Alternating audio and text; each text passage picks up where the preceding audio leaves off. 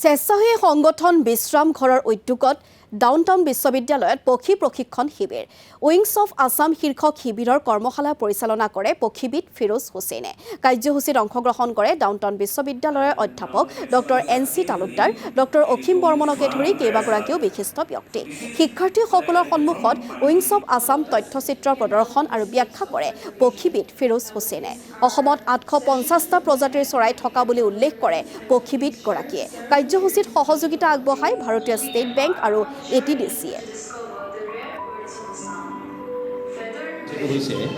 যে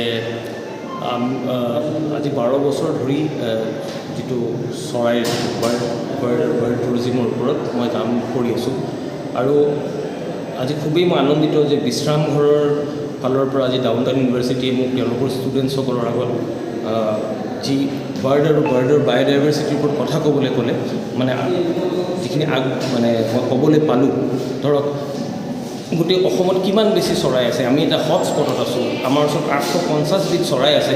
এই কথাবোৰ যে ষ্টুডেণ্টবিলাকক ক'বলৈ পালোঁ আৰু তেওঁলোকে যি এটা মনোযোগেৰে শুনিলে, মই ভাবিছোঁ যে এইটোৱেই মই একচুৱেলি বিচাৰিছিলোঁ আৰু আজি ডাউনটাউন ইউনিভাৰ্চিটিয়ে এনেকুৱা এটা অপৰচুনিটি দিয়াৰ কাৰণে মই অশেষ তেওঁলোকক ধন্যবাদ।